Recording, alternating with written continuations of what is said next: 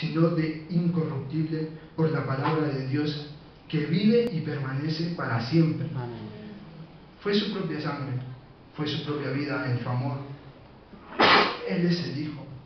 Sí, es el Hijo de Dios quien ha dado su vida por ti y por mí. Puedes poner cualquier cifra, pero nada se puede comparar al amor de Dios. Aquel que llena de paz tu corazón y te brinda seguridad, cambia nuestro lamento en baile y nuestra tristeza en alegría. Es su pacto quien nos hace permanecer, y es su misericordia, es su gracia. Y en este pacto también lo podemos encontrar con su pueblo. Si puedes, si luego puedes leer los capítulos anteriores al de nuestra meditación, verás cómo Dios interviene para que el arca del pacto, que estaba en posesión de los filisteos, quienes pensaban que al tenerla en su poder, el pueblo de Israel se perdería su fortaleza, porque ellos recordaban, tenían presente aquello que Dios hizo cuando su pueblo estaba en Egipto y cuando lo sacó.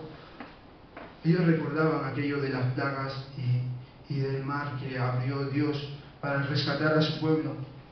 Si leemos en 1 Samuel 4, del 5 al 8, dice: Aconteció que cuando el arca del pacto del Señor llegó al campamento, todo Israel gritó con gran júbilo que la tierra tembló. Cuando los filisteos oyeron la voz de júbilo, dijeron: ¿qué voz de gran júbilo es esta en el campamento de los hebreos? Y supieron que el arca del Señor había sido traída del campamento. Y los filisteos tuvieron miedo, porque decían: ha venido Dios al campamento. Y dijeron: ay de nosotros, pues antes de ahora no fue así. Ay de nosotros, ¿quién nos librará de las manos de los dioses poderosos? Estos son los dioses que hirieron a Egipto con toda la plaga en el desierto. Y si nos fijamos, a comparación de antes, mirando al pueblo, solo hay una diferencia: ¿quién gobierna? Solo hay una diferencia, es bajo quién está reinando sobre nuestras vidas. Cuando Dios reina en nuestras vidas, todo es distinto. Su gobierno es de justicia, su gobierno es verdad.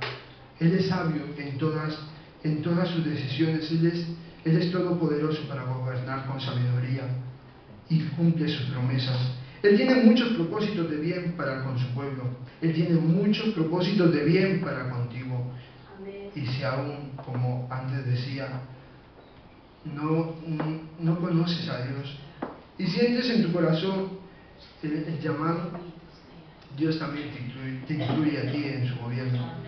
Dios no solo ve cómo somos, sino también lo que seremos, porque Él tiene propósitos y sus propósitos se cumplen, porque su palabra es verdad.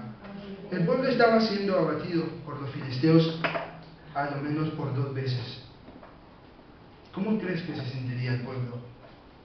Quizá abandonado, quizá defraudado, con ganas de tirar la toalla y que todo acabase. Puede que sí, pero ¿era acaso la culpa del gobernante? Muchas veces la culpa es del gobernante, pero en el gobierno de Dios no es así. Mas sí, por la desobediencia del pueblo, se habían apartado de las leyes de su gobierno, buscaban sus propios dioses. Y fue el mismo Dios, al introducirles en la tierra de Canaán, que le dice en Deuteronomio 8:19: mas si llegares a olvidarte del Señor tu Dios, y anduvieres en pos de dioses ajenos, y les sirvieres a ellos y te inclinares, y yo lo afirmo hoy contra vosotros, que de cierto pereceréis. Y nosotros, ¿cuántos nos parecemos al pueblo de Israel? Nos dicen no, y muy por el contrario, a veces lo hacemos. ¿Y cuántas veces nos hemos podido sentir así, como el pueblo se sintió? Como si estuvieras abandonado o defraudado porque las cosas no van bien. Pero al igual que el pueblo de Israel, no era por un mal gobierno, sino muy por el contrario, quien gobierna es quien más se duele. Más fiel es Dios, y con sus pactos que va a intervenir, y interviene con su misericordia justo también en ese momento, como cuando los filisteos pensaban que ya el pueblo era inferior, ahí está Dios para mostrar su poder.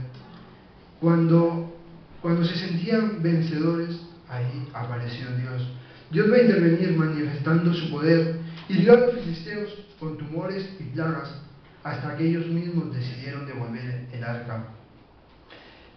Qué grande, qué bueno es Dios y qué grande es su misericordia, y para siempre. Y así acontece en tu vida y en mi vida, cuando parece que no hay salida, cuando parece que todo es oscuridad, Dios está ahí. ¿Cuántas veces hemos podido experimentar aquello que experimentó Israel, abriendo un mar delante de un ejército que les perseguía? Pero no solo nos manda a recordar ello el Señor, sino que nos traslada un poco más allá y nos dice, si leemos en Isaías 43, 19, dice: he aquí, yo hago cosa nueva, pronto saldrá a luz, ¿no la conoceréis? Otra vez abriré camino en el desierto y ríos en la soledad. En su gobierno todos somos partícipes, no hay distinción, avanzamos y nos ayudamos cada uno conforme a la gracia que nos ha sido dada de parte de Dios. Y si anhelas más, miremos de dónde viene. En Santiago 1:17 dice: toda buena dádiva y todo don perfecto desciende de lo alto, del Padre de las luces, en el cual no hay mudanza ni sombra de variación. El gobierno de Dios no dura de 2 o entre 5 años, sino dura para siempre. No sé si alguna vez has pensado cómo llegué hasta aquí. Pasé por toda una serie de problemas, no sé cómo resistí y estoy aquí, pese a las circunstancias difíciles. Y solo hay una respuesta: es Dios quien nos da las fuerzas. Amén. Es Dios quien está sentado en su trono gobernando con poder. Él es el que hila tu destino y el mío. Y veremos que su pacto es para siempre. Dios va a dar la oportunidad a su pueblo. Él renovó su compromiso a través de Samuel. En 1 Samuel 7:3 dice: habló Samuel a toda la casa de Israel diciendo: si de todo vuestro corazón os volvéis al Señor, quitad los dioses ajenos y a Astarot de entre vosotros, y preparad vuestro corazón al Señor, y solo a Él servid, y os librará de la mano de los filisteos. Me imaginaba unas llaves y la importancia de una llave en un recinto oscuro. Qué bueno es ver cómo alguien te da la llave para poder salir de un momento difícil. Imagínate, estás rodeado de problemas, ahogado en un sinfín de cosas, pero ves que alguien te da una llave para poder salir y ver la claridad. Al pueblo le dio la llave Samuel, a nosotros nos la dio el Señor Jesús, interviniendo primero por nosotros, como lo hizo también Samuel. Samuel ofreció un cordero cuando el pueblo aceptó y se arrepintió de sus pecados y buscó a Dios.